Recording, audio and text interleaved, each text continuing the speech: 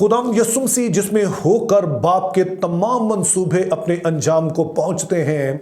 और जो हमें भी फजल देता है कि उन सभी कामों को अंजाम दे सकें जो कि उसने हमारे सुपुर्द किए हैं, उसी के नाम में आपकी सलामती हो।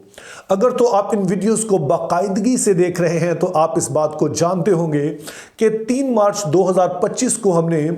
रोज़ों से मुतालिक एक सीरीज शुरू की थी जिसमें हमने उन तमाम हवाला जात पर गौर किया है जो कि बाइबल मुक़द्दस में रोज़े से मुतालिक पाए जाते हैं। और आज इस सिलसिले की आखिरी वीडियो है, आखिरी हवाला है रोज़े से मुतालिक जिस पर हम गौर करेंगे और यूं ये सीरीज अपने अंजाम को पहुंचेगी। तो अब आइए हम इस सीरीज का जो आखिरी हवाला है यानी अमाल 13 बाब उसकी पहली 3 आयत उसको पढ़ेंगे और उसके बाद देखेंगे कि इसमें से हम रोज़े से मुतालिक क्या सीख सकते हैं। तो खुदा के कलाम में यो लिखा है, अंताकिया में उस कलीसिया से मुतालिक जो वहाँ थी कई नबी और मुअल्लम थे यानी बरनबास और शमाऊन जो काला कहलाता है और लुकियुस कुरीनी और मनाहीम जो चौथाई मालक के हाकिम हेरोदीस के साथ पला था और साउल। जब वो खुदावंद की इबादत कर रहे और रोजे रख रहे थे तो रूहुल कुद्स ने कहा, मेरे लिए बरनबास और साउल को उस काम के वास्ते मखसूस कर दो जिसके वास्ते मैंने उनको बुलाया है। तब उन्होंने रोजा रखकर और दुआ करके उन पर हाथ रखकर उन्हें रुखसत किया। अब वैसे तो बाइबल मुक़द्दस को कई तरीके से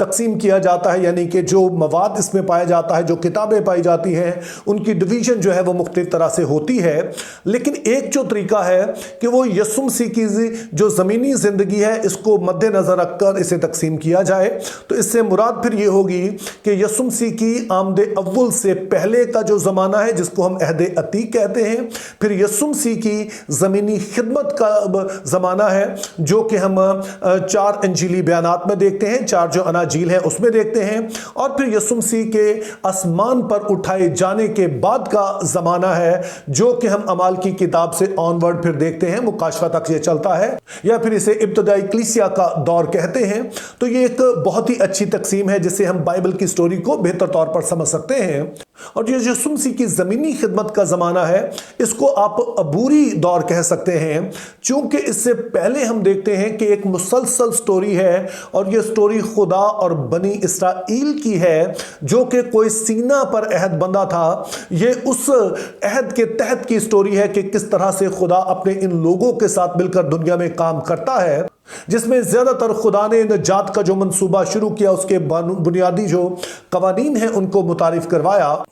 और फिर जब यीशु मसीह की ज़मीनी खिदमत का दौर आता है तो अब एक नया अहद बंधता है जिससे मुराद अब ये है कि अब सिर्फ ये नस्ली तौर पर जो बनी इसराइल हैं इनके वसीले सिर्फ खुदा का मंसूबा आगे नहीं बढ़ेगा बल्कि यीशु मसीह जो कि हकीकी इसराइल हैं, तो जो लोग अब यीशु मसीह में होंगे जो उसमें शामिल हो जाएंगे, चाहे वो यहूदी हो चाहे वो गैर यहूदी हो, अब खुदा का मंसूबा इनके वसीला से आगे बढ़ेगा ताकि उसकी निजात जो है वो जमीन की इंतहा तक पहुंचे। और उसका सबूत हमें इस बात से मिलता है कि जब यीशु मसीह शाहाना तौर पर यरूशलेम में दाखिल होते हैं यानी कि जो उनके ज़मीनी खिदमत का आखिरी हफ्ता है तो वहां पर वो चंद बड़े ही अहम ऐलानात करते हैं।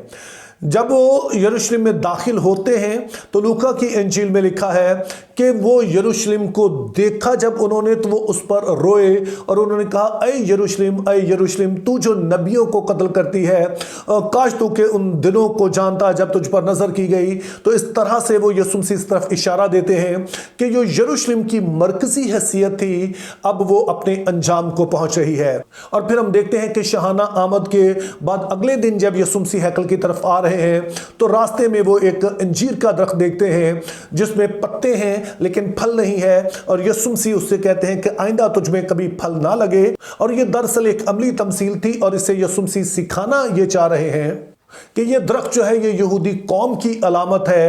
कि देखने में तो ये बड़ा हरा भरा है लेकिन इसमें फल नहीं है। जैसे कि फ़की और फरीसी और दीगर बहुत सारे जो फ़िरके थे वो रसूमात पर जोर दे रहे थे लेकिन जो फल खुदा को चाहिए था वो नहीं मिल रहा था। तो इसलिए ऐसे लोग जो मसीह पर ईमान नहीं रखेंगे और अपनी ही रास्तबाजी में चलना चाहेंगे तो इस लिहाज से बनी इसराइल कौम जो है अब इसका जो है वो दौर अपने इख्तिताम को पहुंचा है। और अब खुदा का मंसूबा इनके वसीला से नहीं बल्कि एक और कौम के वसीला से यानी कि उन लोगों के वसीला से जो यीशु पर ईमान रखेंगे, उनमें यहूदी भी होंगे, गैर यहूदी भी होंगे, इनके वसीले आगे बढ़ेगा।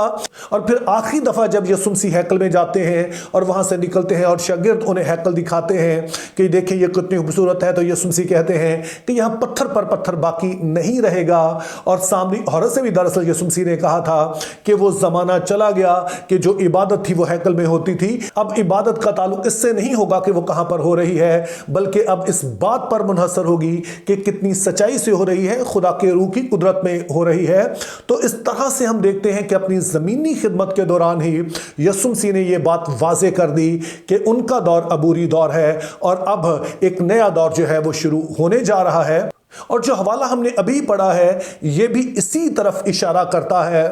क्योंकि इससे पहले तक हम देखते हैं कि यरूशलेम जो था उसे मरकजी हैसियत हासिल थी, सारा कुछ वहीं पर हो रहा था। लेकिन अब हम देख रहे हैं कि अंताकिया की कलीसिया का जिक्र हो रहा है, जो कि यहूदिया के इलाके में नहीं है, इसराइल में नहीं है, बल्कि यह शाम का इलाका है अंताकिया। वहां पर यह कलीसिया कायम है और यह कलीसिया सिर्फ यहूदियों पर मुश्तमिल नहीं है, बल्कि इसमें यहूदी और गैर यहूदी भी शामिल है। और फिर इस 13वें बाब के बाद आप देखेंगे कि जो सारी स्टोरी है वो इसी कलीसिया के गिर्द, या जो किरदार हमें यहां पर मुतारिफ करवाए गए हैं उन्हीं के गिर्द घूमेगी। यरूशलेम का जिक्र होगा, लेकिन वो बहुत सरसरी होगा, और साथ में दीगर रसूलों का भी जिक्र होगा, और वो भी बस सरसरी होगा। ज्यादा जो फोकस है अब वो उन लोगों का होगा जो गैर कौमें हैं, चूंकि खुदा का जो नजात का मंसूबा था वो सिर्फ बनी इसराइल के लिए नहीं था, बल्कि तमाम दुनिया के लिए था। और ये वो कलीसिया है जो कि मरकजी किरदार अदा करती है ताकि खुदा का मंसूबा पूरी दुनिया तक पहुंचे और उसकी निजात जो है जमीन के तमाम कोनों तक पहुंच सके। तो अब इस बैकग्राउंड को समझने के बाद इस हवाले को हम बेहतर तौर पर जो है वो समझ सकते हैं। तो इस हवाले में जो पहली चीज आप नोट करते हैं वो ये है कि ये वाहिद हवाला है जहां पर हमें बताया गया है कि किसी मसीही ने या मसीहों ने या कलीसिया ने रोजा रखा।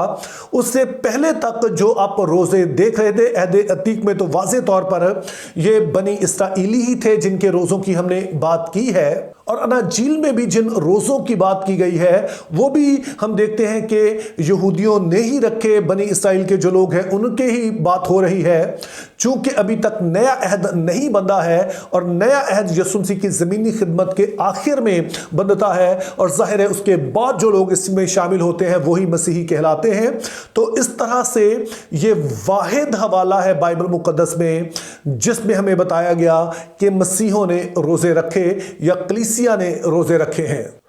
और फिर दूसरी बात जो यहां पर हम नोट करते हैं वो ये है कि कलीसिया यहां पर किसी तरह के मातम के लिए रोजा नहीं रख रही है। तो इस तरह से ये यहूदी जो रोजा रखते थे, जिस तरह से वो रोजा रखते थे, उससे मुख्तलिफ मकसद हमें यहां पर नजर आता है। चूंकि हमने बनी इसराइल को देखा कि चाहे यौम कफारा हो या फिर यहूदी जो हफ्ते में 2 दिन रोजा रखते थे, या फिर हमने देखा कि पुराने अहदनामा में जो मुख्तलिफ लोग रोजा रख रहे थे, तो वो आम तौर पर या तो अपने गुनाहों पर या फिर अपनी कौम के गुनाहों पर दुख का इजहार करने के लिए, उस पर अपना जो करब होता था उसका इजहार करने के लिए वो रोजा रखते थे। लेकिन कलीसिया ये जो रोजा रख रही है ये उससे मुख्तलिफ हमें नजर आता है। और अगरचे कि हमें यहां पर वाज़े तौर पर नहीं बताया गया है कि कलीसिया जो है वो क्यों रोजे रख रही थी, लेकिन अगर हम इन आयात को बगौर पढ़ें तो हमें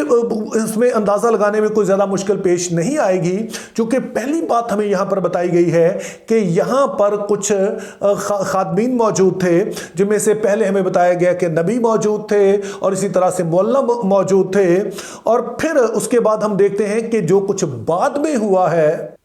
यानी कि जैसे रूहुल कुद्स ने उन्हें कहा कि मेरे लिए पौलुस और बरनबास को उस काम के वास्ते मखसूस कर दो जिसके लिए मैंने बुलाया है, और उसके बाद जो खिदमत उन्होंने की, उससे हमें अंदाजा होता है कि दरअसल ये कलीसिया रोजे इसलिए रख रही थी कि खुदा ताला उनकी रहनुमाई करें कि बतौर कलीसिया अब खुदा उनसे क्या चाहता है, उन्हें किस सिमत में जाना है, खुदा की क्या मर्जी है कि किस तरह से वो अपने मकसद को जो खुदा ने उनको कायम करने के वसीला से हमारे सामने रखा है उसको पूरा कर सकते हैं। तो यूं हम देखते हैं कि ये वाला रोजा जो कलीसिया रख रही है और वाहिद रोजा है जो यहां पर हम देखते हैं कि कलीसिया ने रखा बाइबल मुकद्दस में, तो उसका मकसद किसी तरह का मातम करना नहीं बल्कि खुदा से रहनुमाई तलब करना था। चूंकि जब आप रोजा रखते हैं तो आप जिस्मानी रगबतों से अलग हो जाते हैं, और जब इन रगबतों से अलग होते हैं तो आपकी रूह मुतहरिक हो जाती है, जिससे आपको खुदा की आवाज सुनने में आसानी हो जाती है। तो यहां पर हम देखते हैं कि जो कलीसिया ने रोजा रखा और वाहिद रोजा बाइबल मुकद्दस में हम देखते हैं रखा, उसका मकसद वो खुदा से रहनुमाई लेना था। और फिर इसमें एक तीसरी चीज भी बड़ी अहम है कि हमें बताया गया कि जब कलीसिया रोजे रख रही थी, दुआ कर रही थी, तो पाक रूह ने उनकी रहनुमाई की कि पौलुस और बरनबास को मिशनरी काम के लिए कि ये जाकर गैर कौमों को इंजील सुनाएं, इसके लिए इन्हें मखसूस कर दो, जो कि वो उसकी आवाज़ सुनते हैं। और उसके बाद जाहिर है कि वो इसका इरादा करते हैं कि अब उन्हें भेजेंगे, लेकिन इसके बाद वो स्ट्रेटअवे उन्हें नहीं भेज देते हैं, बल्कि हमें बताया गया है कि उनको भेजने से पहले वो फिर से दुआ रोज़ा करते हैं और उसके बाद वो उन पर हाथ रखते हैं, जिससे मुराद ये थी कि ये कलीसिया जो है इनके पीछे खड़ी है, ये कलीसिया है जो इन्हें भेज रही है, और ये कलीसिया के इख्तियार से दुनिया भर में इंजील सुनाने के लिए जा रहे हैं। तो इस तरह से हम देखते हैं कि ना सिर्फ इन्होंने रोजा जो है वो खुदा से रहनुमाई लेने के लिए रखा, बल्कि फिर खुदा की मदद लेने के लिए, खुदा का जोर लेने के लिए, इस बात का इकरार करने के लिए कि हमारी अपनी कुव्वत काफी नहीं है, पौलुस और बरनबास अपने आप में काफी नहीं है, इनका इल्म काफी नहीं है, बल्कि खुदा ताला हमें तेरी कुदरत चाहिए, तेरा जोर चाहिए, ताकि जब ये जाते हैं तो जाकर बेहतर तौर पर खिदमत सर अंजाम दे सके। और मैं समझता हूं ये इन्हीं दुआ रोज़ों का नतीजा है कि ये इंजील हम तक भी पहुंची है, हम भी खुदा उनके हजूर में आ सके हैं, और आज दुनिया भर में मसीही जो है वो खुदा ताला की इबादत कर रहे हैं। और खुदा का वो मंसूबा जो था कि अब्राहम के वसीले ज़मीन की सब कौमें बरकत पाएंगी, वो खुदा यीशु मसीह के वसीले कलीसिया तक पहुंचता है, और कलीसिया के वसीला ज़मीन की इंतहा तक पहुंचता है। और उसमें जो एक अहम किरदार अदा करती है वो ये वाली कलीसिया है जिसको हम अंताकिया की कलीसिया कहते हैं, और ये कलीसिया वो है जो दुआ और रोज़े पर यकीन रखती है। तो मेरे अजीज़ों, आप सभी जो वीडियोस को देख रहे हैं, अगर एक आप आम मसीही हैं यानी कि आप खिदमत में नहीं हैं, तो ये आपकी शख्सी ज़िंदगी के लिए भी बड़ा एक अहम असूल है। और अगर आप एक खादम हैं, खिदमत में हैं, तो फिर से शायद इस वाली रीत को जो है वो बहाल करने की ज़रूरत है कि हम दुआ रोज़ा करें ताकि खुदा से रहनुमाई भी लें और उसकी कुव्वत में उन कामों को अंजाम दे सकें जिसकी तरफ वो हमारी रहनुमाई करता है। Think biblically, live purposefully, have a very good day.